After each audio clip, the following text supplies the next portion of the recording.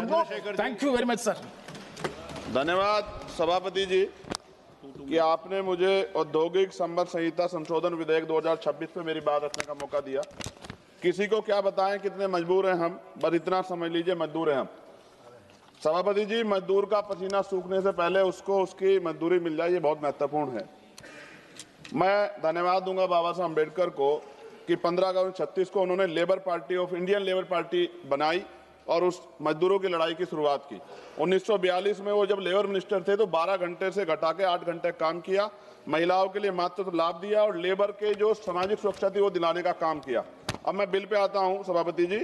कहा जा रहा है केवल एक तकनीकी संशोधन है, लेकिन जब बात श्रमिकों के अधिकारों, औद्योगिक संतुलन, करोड़ों परिवार के भविष्य की आएगी तब कोई संशोधन केवल तकनीकी नहीं होता है, हर शब्द का असर होता है, हर प्रावधान का परिणाम होता है। महोदय, वर्ष 2020 में सरकार ने 29 श्रम कानूनों को 4 श्रम संहिताओं में समाहित किया था। उस समय विपक्ष ने कहा था कि सुधार के नाम पर श्रमिकों की सुरक्षा कमजोर ना हो जाए। महोदय, ये विधेयक कहता है कि पुराने कानून ट्रेड यूनियन अधिनियम 1926, औद्योगिक विवाद अधिनियम 1947, औद्योगिक रोजगार अधिनियम 1946 का निरसन वैधानिक रूप से हुआ है। लेकिन मैं सरकार से पूछना चाहता हूं, क्या पुराने कानूनों में मौजूद श्रमिक सुरक्षा प्रावधानों का मूल्यांकन किया गया है? क्या राज्य और श्रमिकों संगठनों से व्यापक परामर्श हुआ है? क्या अस्थायी आदेश अधिनियम के तहत श्रमिकों को मिलने वाली सुरक्षा कमजोर की नहीं हुई है? क्या जिनके लिए कानून लाया, क्या उनसे आपने कोई चर्चा की है? क्यों ट्रेड यूनियन हड़ताल पे है? सभापति जी, औद्योगिक संबंध संहिता 2020 के तहत 300 तक कर्मचारी वाले प्रतिष्ठानों को छटनी और तालाबंदी के लिए पूर्व अनुमति की आवश्यकता से मुक्त कर दिया गया। पहले ये सीमा 100 थी। देश में 70% से अधिक औद्योगिक इकाइयां 300 से कम कर्मचारियों वाली हैं। इसका मतलब बहुत बड़ी संख्या में श्रमिक अब बिना सरकारी अनुमति के छटनी का सामना कर सकते हैं।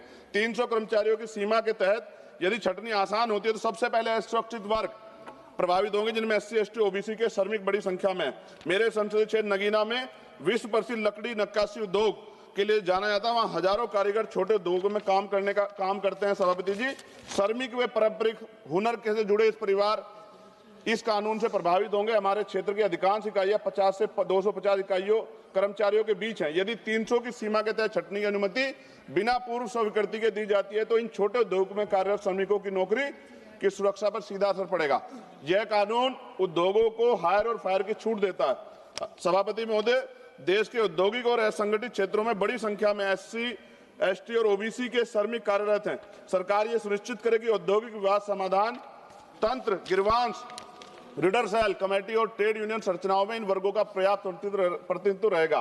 रोजगार निवेश से आता है, निवेश मांग से आता है और मांग आय से आती है और आय स्थिर रोजगार से आती है।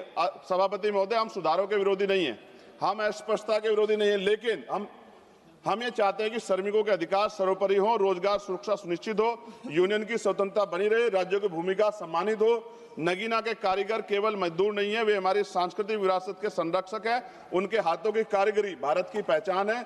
यदि औद्योगिक कानूनों में बदलाव से उनके रोजगार में स्थिरता प्रभावित होगी तो यह केवल आर्थिक नहीं, सांस्कृतिक क्षति भी होगी।